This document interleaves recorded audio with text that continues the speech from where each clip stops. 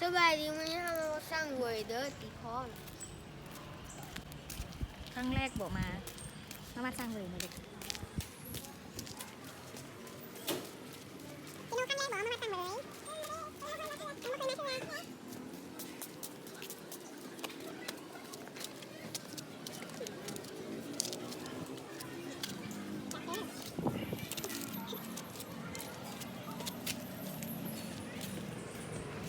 โอ้อันนี้เขาทำใคร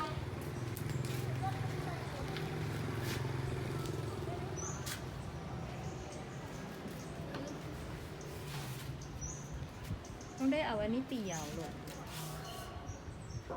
เป็นสีเงิน โดย